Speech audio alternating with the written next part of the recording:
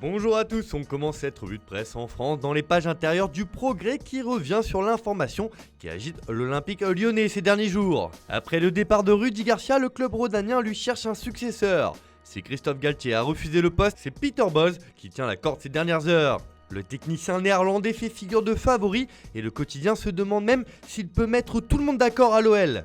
Une question intéressante qui devra être prouvée dans les prochains mois par Bosz s'il devient le nouveau coach lyonnais. Une chose est sûre, son profil plaît énormément aux dirigeants lyonnais et en particulier à Juninho, le directeur sportif. On file en Angleterre où le royaume de Sa Majesté trépigne d'impatience pour la finale de la Ligue des Champions ce soir entre Manchester City et Chelsea.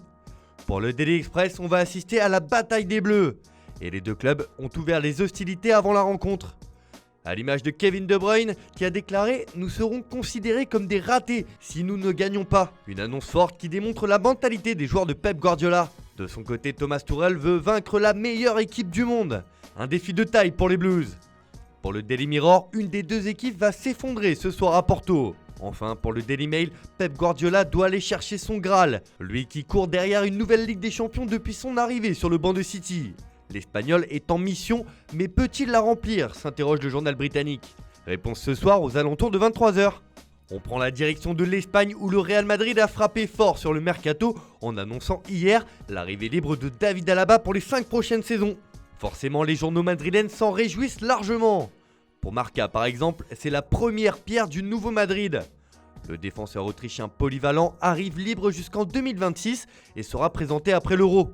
Un bon coup pour le Real car il peut jouer arrière gauche, défenseur central et milieu défensif, écrit le quotidien madrilène. Pour As, c'est une première signature qui a du sens pour le renouveau du Real.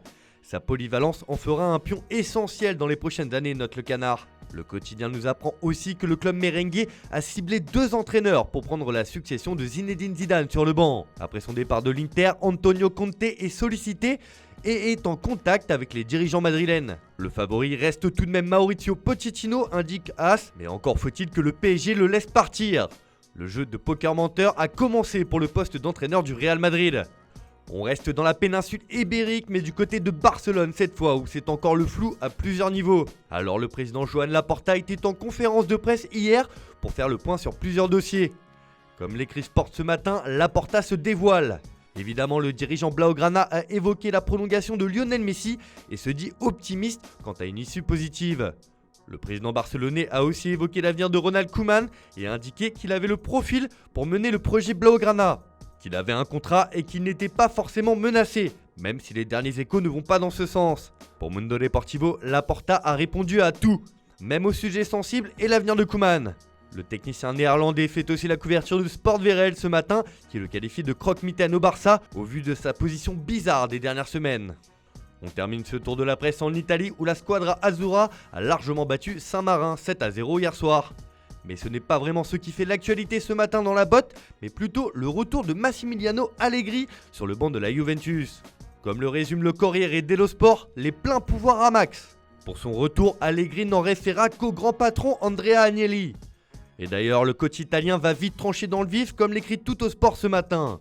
En attendant la décision de Ronaldo, Allegri choisit Morata pour reconstruire son attaque la saison prochaine. Alors que de son côté, la Gazzetta dello Sport annonce qu'Allegri compte sur Paolo Dybala.